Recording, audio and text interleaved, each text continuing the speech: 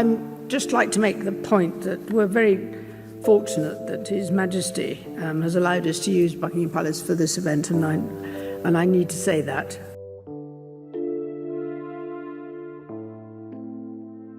Picture a woman in her 70s, in full military uniform, riding on horseback behind a golden carriage through the streets of London, while the eyes of the entire world watch a king being crowned. She is not the queen. She never will be. And yet King Charles chose her, out of everyone available to him, to guard his back on the single most important day of his reign. That woman is Princess, and understanding why he chose her tells you almost everything you need to know about how the modern British monarchy actually works behind the pageantry. For most of her adult life, Princess, and was the royal the tabloids found least interesting. She did not give scandalous interviews. She did not marry into controversy, at least not publicly. She did not chase magazine covers the way some of her relatives did, willingly or otherwise. She simply worked, year after year, decade after decade, largely out of the spotlight that so many others in her family seemed to either crave or struggle against. And it is precisely that decades-long pattern of quiet, consistent labor that has now positioned her as one of the most structurally important people in the House of Windsor at a moment when the institution genuinely needs her. To understand how significant her current role is, you have to start with a piece of British constitutional law that most people have never heard of, called the Counsellors of State Act. Under the Regency Acts that have governed the monarchy since 1937, a small number of senior royals are legally empowered to step in and carry out the sovereign's official functions if the monarch is unwell or out of the country. This is not a ceremonial title. Counsellors of State can attend Privy Council meetings, sign routine state documents, and receive the credentials of ambassadors on the monarch's behalf. Traditionally, the list was built automatically from the monarch's spouse and the next 4 adults in the line of succession. For most of the 20th century, that formula worked fine. But by 2022, it had become a genuine problem, because 2 of the people automatically eligible under that formula were Prince Harry, who had relocated to the United States and stepped back from royal duties, and Prince Andrew, whose standing had been devastated by his own scandals. It's a piece of machinery most Britons never think about, buried in legislation from 1937 and rarely tested in practice. Yet it exists precisely for moments when the ordinary rhythms of governance can't simply pause because the sovereign is unavailable. Charles, still only months into his reign, faced an awkward reality. If he became seriously ill or needed to travel abroad, the legal machinery of the monarchy could technically require calling on 2 people who were no longer functioning as working royals at all. According to reporting from the BBC and the Daily Telegraph at the time, the king personally asked Parliament to amend the law, and in November 2022 he sent a formal message to both houses requesting the change. Rather than remove Harry and Andrew from the list, which would have been legally messy and politically awkward, Parliament simply expanded the pool of eligible councillors. The Counsellors of State Act 2022 received royal assent in early December of that year, adding Princess and then Prince Edward back onto the list for their lifetimes, restoring a status both had actually held decades earlier, before losing it as younger royals came of age. It was, in practice, a way of quietly building a functioning inner circle of trusted, working royals who could actually be called upon, without the drama of stripping Harry or Andrew of their formal status. What makes this genuinely consequential is not the legal mechanism itself, but who it puts back into serious institutional play. And Edward now sit alongside Queen Camilla and Prince William as the realistic pool of people the palace can turn to when the king needs a stand-in. And of that group, according to constitutional researchers who have studied the arrangement, only a handful are considered likely to actually be called upon in practice, because the royal household has been explicit that only working members of the family will realistically serve in this capacity.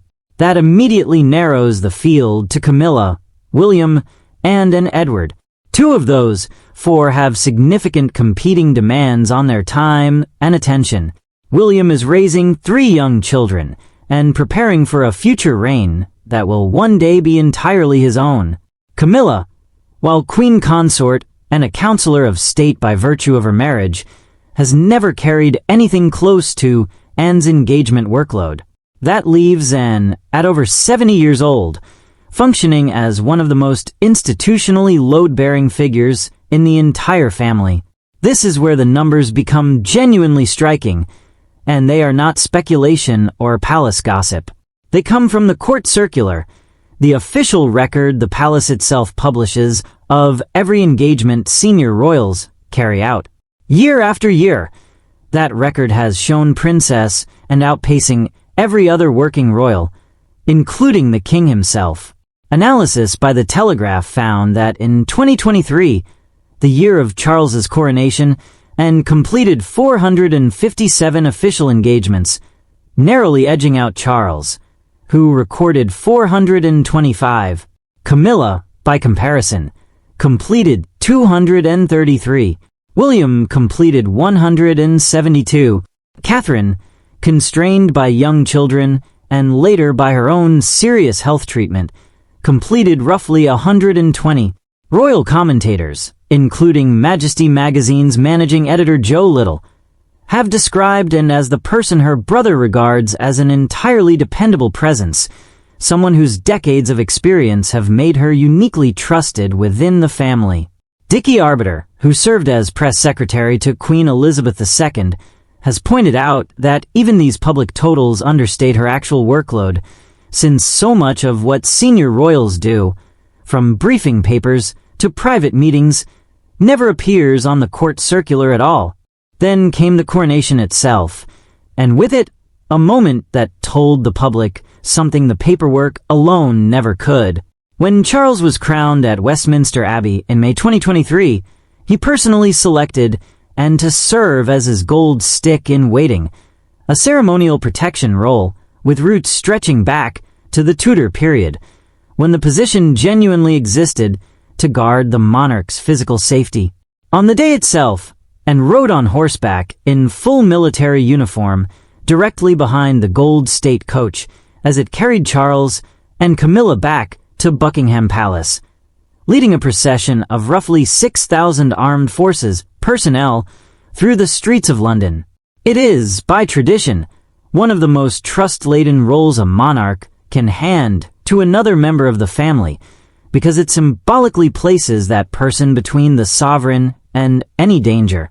According to reporting at the time, it was Charles himself who personally asked his sister to take on the role, rather than leaving the appointment to convention or protocol officers. A source close to the family told the Daily Mirror that the king was recognizing his sister's loyalty and her lifelong devotion to duty, and that he considers her one of his most trusted lieutenants inside the institution. None of this happened overnight, and understanding Anne's current position requires looking back at how deliberately Queen Elizabeth II shaped her daughter's path. In 1987, the late Queen granted Anne the title of Princess Royal, an old and rare designation that can only be held by one woman at a time, traditionally reserved for the eldest daughter of the reigning monarch. It is not simply an honorific. Historically, it has signaled that the person holding it is expected to commit herself to a lifetime of service to the crown at a level beyond that of an ordinary working royal. In 1996, Anne became a Knight of the Thistle, Scotland's highest order of chivalry, recognition that reflected years of substantive charitable and diplomatic work she had done across Scottish communities, not simply ceremonial appearances. Across her adult life, Anne also became the first member of the royal family to compete in the Olympics, riding for Great Britain's equestrian team in 1976, a detail that speaks to the same discipline and work ethic that would later define her royal duties. It's also worth remembering how Anne actually arrived at this position within the family hierarchy, because it involves a genuine historical injustice that she absorbed without public complaint. Under the old rules of succession that governed the monarchy for most of her life, male heirs took precedence over their older sisters. Anne was born the second child of Queen Elizabeth II, ahead of both Andrew and Edward chronologically, yet under the law of the time, she was pushed behind both of her younger brothers in the line of succession simply because they were male. That rule was only changed by the Succession to the Crown Act of 2013, decades after it had already shaped Anne's entire position within the family. She never fought that publicly, and by the time the law changed, her focus had shifted so completely toward the substance of the work that being restored a few places in a symbolic list of succession made little practical difference to how she operated. Anne's marriage is also part of this picture, and her husband, Vice Admiral Sir Timothy Lawrence, deserves more attention than he typically receives. The two met in the mid-1980s when Lawrence was serving as an equerry to Queen Elizabeth II, a role that placed him inside the daily operations of the royal household long before he and Anne married in 1992, following her divorce from Captain Mark Phillips. For more than 3 decades since, Lawrence has supported one of the busiest working schedules in the entire family without ever becoming a public figure in his own right, a kind of quiet consistency that mirrors his wife's own approach to royal life. Beyond the ceremonial and constitutional roles, Anne's workload has always rested on something less glamorous, but arguably more important: a genuinely enormous portfolio of charitable and institutional work built up over more than 5 decades. She has served as president or patron of Save the Children since 1970, a relationship so long and so substantive that in 1990 the president of Zambia, Kenneth Kaunda, personally nominated her for the Nobel Peace Prize in recognition of it. According to the royal family's own published record, she is currently associated with somewhere close to 400 charities, regiments, and institutions, has completed more than 20,000 official engagements since beginning royal duties in 1968, and has undertaken hundreds of overseas visits across hundreds of tours. She founded the Princess Royal Trust for Carers in 1991, has served as president of writing for the disabled since 1985, and holds chancellorships at multiple British universities. It is a body of work built almost entirely away from headlines, in the unglamorous, repetitive labor of showing up for organizations that rarely generate front-page coverage, and it is precisely that kind of labor that has shaped the reputation she now carries into her more prominent constitutional role. That reputation has not gone unnoticed by the public, either. Polling from YouGov conducted in the spring of 2026 found, and holding a favorability rating of 70% among Britons, comfortably ahead of King Charles himself, who stood at 60%, with roughly a third of the public expressing a negative view of him. Only William, Catherine, and the late Princess Diana ranked ahead of her in the same survey. For a royal once dismissed by parts of the press as standoffish, that standing represents a genuine shift in public sentiment, one built up gradually rather than through any single dramatic moment. Even a serious accident could not really slow her down. In June 2024, and was hospitalized with concussion and minor injuries after what the family described as a likely impact from a horse near her Gloucestershire estate, an incident serious enough to sideline her from public duties. For several weeks, she returned to her schedule not long after, in keeping with a pattern that has defined her entire adult life. All of this becomes especially significant in the context of what the monarchy has been dealing with since Charles's own health crisis became public. In February 2024, Buckingham Palace announced that the king had been diagnosed with cancer, a disclosure that marked a genuine departure from the institution's historic instinct towards secrecy about royal health. Catherine, the Princess of Wales, revealed her own cancer diagnosis and treatment only weeks later, leaving the family managing two serious health situations among its most senior working members at the same time. Rather than retreating entirely from public duties, Charles continued a reduced schedule of engagements throughout his treatment, and it was against that backdrop that the structural role an Edward had been given back in 2022 stopped being a theoretical safeguard and became a practical necessity. When a king is undergoing cancer treatment, while still trying to fulfill his constitutional obligations, having reliable, experienced, low-drama family members who can formally act on his behalf is no longer a hypothetical convenience. It is the machinery that keeps the institution functioning day to day. Perhaps the most human insight into why the public has responded so warmly to Anne's expanded prominence came not from any political analysis, but from a BBC documentary called Charles III, the coronation year, broadcast at the end of 2023. In it, Anne spoke with unusual candor about her mother's final days at Balmoral Castle. She revealed that the late Queen had privately worried that dying in Scotland, rather than in London, would complicate the elaborate funeral planning that had been prepared for years in advance, and that the family had tried to persuade her not to let that logistical concern weigh on her final wishes.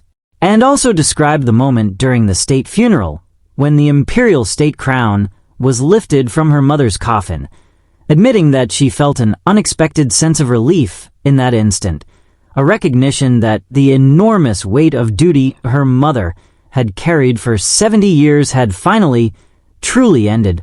It was an unusually honest moment from a family not known for public vulnerability, and it offered viewers a rare glimpse of exactly the quality that has made and so trusted within the institution, an unglamorous, clear-eyed honesty about what service actually costs the people who give their lives to it. Standing back from the individual details, what emerges is a picture of a modern monarchy quietly restructuring itself around competence and reliability rather than proximity to the throne or public glamour.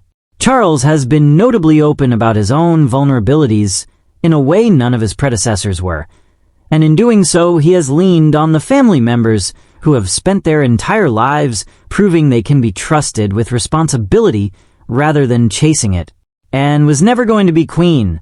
She has never sought that position, and under the rules of succession, never realistically could be.